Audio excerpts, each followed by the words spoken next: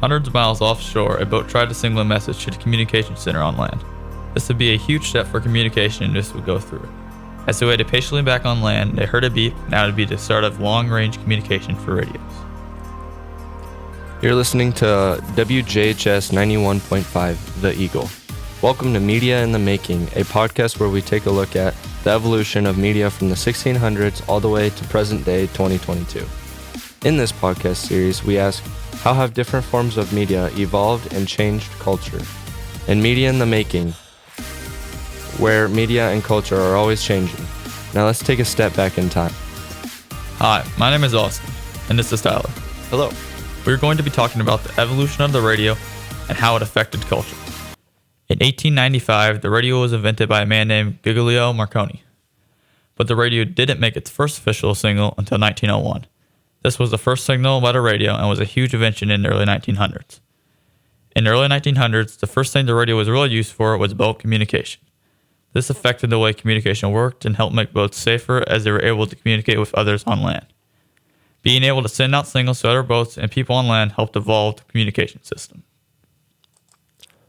As we entered the 1910s, the radio evolved even more, with more radio signals and waves transmissions being more possible, and by the time the U.S. entered the war in 1914, the radio system had evolved even more. During the war, the radio was mostly used as a Morse code system, and this helped a lot of countries throughout the war. The radio system was still nowhere near being complete, but Morse code was a huge step in the right direction for the radios. In 1917, a guy named Edwin Howard Armstrong helped improve the radio by making it less static and improved it by increasing the selectivity and amplification. Several years later, Edwin would invent the FM radio, but we will talk about that in a little bit. As we reached the early 1920s, the radio became a lot more popular and radio news would make its first official appearance in the 1920s. A company called NBC and a company called CBS would begin running on the radio. With the radio turning into a news outlet, it extremely boosted its popularity and a lot of people wanted a radio in the early 1920s. This radio affected the culture a lot in the 1920s by opening up a broader range of cultures to everyone who listened to the radio. With people being able to connect from coast to coast, the radio helped people learn about others on the opposite side of the country. The country being more connected and more people tuning into the radio still needed to improve, and throughout the early 1920s and 1930s, the technology improved and advanced a lot, allowing there to be less wires with the radios, but what channel were they tuning into and how were the FM and AM radio invented?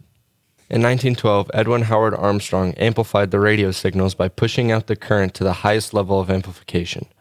He also discovered the key to continuous wave transmission, which became the basics of AM radio. In 1933, Edward Howard Armstrong would also develop the FM radio. The FM radio, or the frequency modulation, was invented to help solve the static interference of the AM radio. To do this, Howard would have to change the frequency of the radio, and that would make the FM radio. Lastly, we want to talk about the creator of the radio, Gugliemo Marconi. Before radio waves were a thing, the way ships at sea was by sending a note in a bottle and praying someone would get it and send help. At this time, the world did have a radio, but it had to be connected by a long wire or else it wouldn't work. However, this all changed when a man named Gugliemo Marconi changed the radio forever. Marconi was born in Palazzo Marscalchi, Italy. It is a place where great inventors have created many amazing things, and when Marconi was old enough, he decided to dedicate his life to electrical engineering. His parents were very supportive of him and gave him funds and a laboratory to conduct his studies. He had been testing and trying to find a way to make the telegraph go wireless. He had made a basic telegraph that could send out radio waves, and he had also made a receiving tower out of tall metal rods and a giant sheet metal that would catch the radio waves sent to it.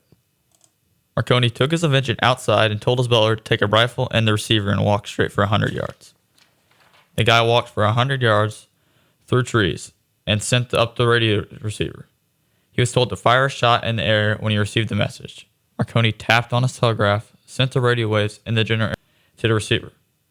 Because his telegraph can only send radio waves in a certain direction and not all over the places like radios nowadays can. His telegraph was first ever used to send radio messages over the Atlantic Ocean and was successful. His radio was installed in most boats as a better means of communication. Marconi had a big impact on our lives and how we lived them. Marconi died in Rome, Italy in 1937. During that time, all radio stations had a moment of silence in his honor. Now that we have taken a look back in the past and seen how much the radio has changed and how much it has affected our culture, we want to say that without the radio, people have been able to learn about others across the country and experience different varieties of culture. Since back in the 1920s and 30s, it was harder to connect with people, and having the radio allowed people to connect with each other. Media in the Making is brought to you by WJHS 91.5 and Eagle Tech Academy Mass Media classes. Media in the Making, teaching you about the evolution of media throughout history and its effects on culture. For more from the students, this podcast series is on the 91.5 website, WJHS91.5.org. Thank you for joining.